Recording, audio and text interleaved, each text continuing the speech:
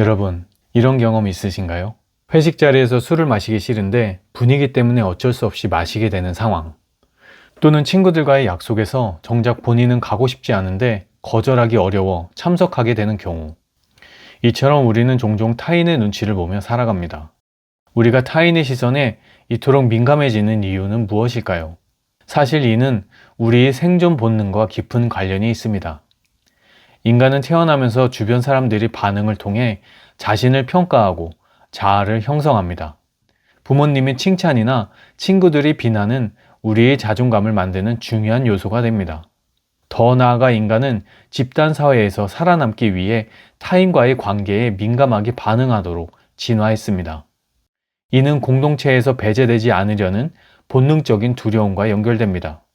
예를 들어 원시 시대에 집단에서 쫓겨난다는 것은 곧 생존의 위협과 직결되었습니다. 하지만 문제는 이런 민감함이 지나치게 심각해질 때 발생합니다. 우리는 타인의 행동을 부정적으로 해석하게 되고 저 사람이 나를 싫어하는 것 같아 라는 생각이 반복되면 점점 더 눈치를 보게 되고 결국 자괴감에 빠지게 됩니다. 오늘 우리는 이런 악순환을 끊고 타인의 시선에서 자유로워지는 방법에 대해서 이야기해 보려고 합니다. 많은 사람들이 자유롭게 살고 싶어 하지만 그러지 못하는 이유, 그리고 그 해결책을 오늘 영상을 통해 알아보겠습니다. 첫째, 타인의 행동을 해석한다는 의미. 우리가 경험을 통해 얻은 정보로 타인의 행동을 해석한다는 것을 먼저 이해해야 합니다. 인간은 에너지 소비를 효율적으로 사용하기 위해 예측 회로라는 것으로 앞에 놓인 상황을 예측하게 됩니다. 눈앞에 어떤 상황이 벌어지면 그 상황이 의미하는 것을 과거 경험을 통해 얻은 정보로 미래를 예측하고 그에 필요한 신체 반응을 이끌어냅니다. 예를 들어 우리가 맹수에 대한 정보가 없다면 어떻게 될까요? 숲속을 걷다가 맹수가 나타나지만 우리는 경험이 없어서 그것이 무엇을 의미하는지 모릅니다. 이를 경험맹 상태라고 합니다.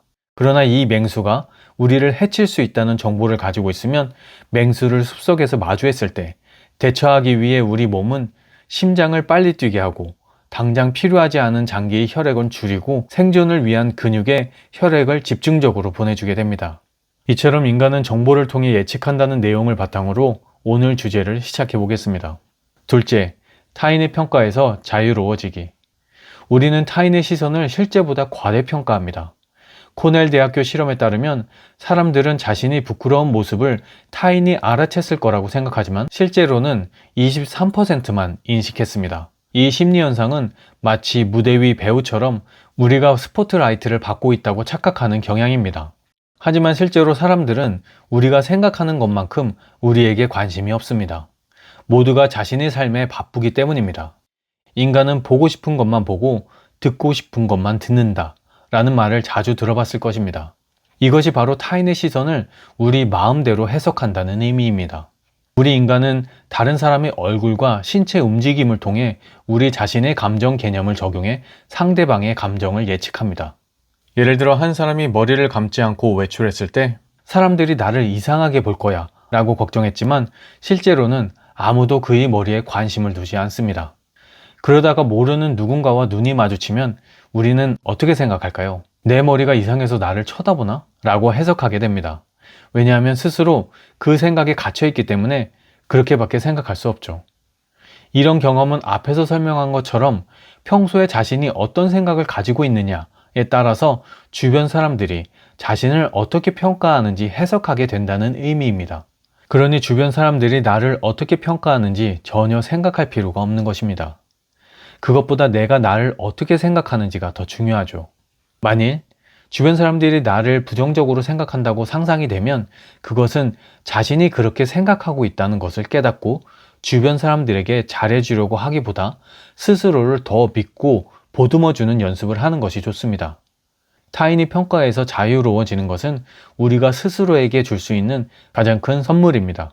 셋째, 자신의 모든 면을 받아들이기. 우리는 종종 자신이 부족한 면을 숨기고 싶어 합니다. 나는 가난하다, 나는 못생겼다 와 같은 생각은 우리를 불편하게 만들고 이를 부정하려고 노력하게 만듭니다. 하지만 이런 노력은 오히려 우리를 더 옥죄고 불행하게 만듭니다. 심리학자 칼 융은 인간의 정신에는 그림자라는 개념이 있다고 말했습니다. 이는 우리가 인정하고 싶지 않은 부분, 숨기고 싶은 부분을 의미합니다. 예를 들어 가난하다는 사실을 인정하지 않으려 할수록 우리는 더 많은 소비를 하거나 남들의 시선을 더 의식하게 됩니다. 반면 나는 지금 가난하다 라고 솔직하게 인정하면 어떨까요? 현실을 직시하고 개선할 방법을 찾을 수 있게 됩니다. 자신을 있는 그대로 받아들이는 것은 진정한 자유로 가는 첫걸음입니다. 그렇다면 어떻게 시작할 수 있을까요? 하루 5분 동안 자신이 부족한 면과 긍정적인 면을 모두 적어보는 습관을 만들어 보세요. 또는 스스로에게 나는 나를 있는 그대로 받아들인다 라고 말해보는 것도 좋은 방법입니다. 이런 작은 행동들이 쌓이면 자신의 부족한 면과 긍정적인 면을 동시에 받아들이고 자신에 대한 태도가 점차 바뀌게 될 것입니다. 넷째, 진정으로 중요한 것에 집중하기. 신경 끄기 기술 저자 마크 맨스는 당신은 어떤 고통을 원하는가? 라고 질문합니다.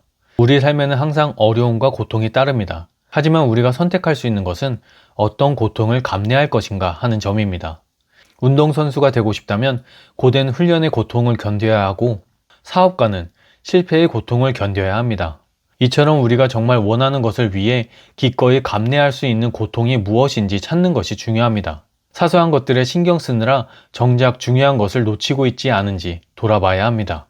우리는 종종 동료의 작은 말 한마디에 신경 쓰느라 자신이 해야 할 일에 집중하지 못하는 경우가 있습니다. 하지만 내 목표에 집중하자는 결심으로 해야 할 일에 집중하면 어떤 결과가 있을까요? 이를 실천하기 위해 매일 아침 가장 중요한 목표를 하나 적고 그 목표를 위해 필요한 작은 행동 3가지를 적어보세요. 하루 동안 사소한 일에 신경 쓰지 않기로 다짐하며 중요하지 않은 것은 내려놓는다 라는 문구를 반복하는 것도 도움이 될 것입니다. 오늘 우리는 자신을 있는 그대로 받아들이고 타인의 시선에서 자유로워지며 진정으로 중요한 것에 집중하는 방법에 대해서 이야기했습니다. 이는 쉬운 일이 아닙니다. 하지만 한 걸음씩 나아간다면 우리는 더 자유롭고 더 행복한 삶을 살 수 있을 것입니다. 우리 뇌는 앞에서 설명한 것처럼 예측 회로를 통해 에너지를 효율적으로 사용하려고 합니다. 하지만 이 예측이 항상 정확한 것은 아닙니다. 특히 자신을 믿지 못하는 환경에서 자란 경우 주변 상황을 부정적으로 예측하게 될 수 있습니다. 그러나 이제 우리는 이 영상을 통해 알게 되었습니다. 타인의 시선은 우리가 생각하는 것만큼 중요하지 않다는 것을요. 그리고 진정한 자유와 행복은 자신을 있는 그대로 받아들이고 사랑하는 데서 시작된다는 것을, 모든 면을 품을 수 있는 큰 사랑은 바로 자신 안에 있습니다. 여러분도 오늘부터 자신을 더 사랑하고 있는 그대로의 모습을 받아들이는 연습을 시작해 보세요. 그 작은 노력이 여러분의 인생을 크게 바꿀 수 있을 것입니다. 항상 여러분의 삶을 응원합니다. 감사합니다.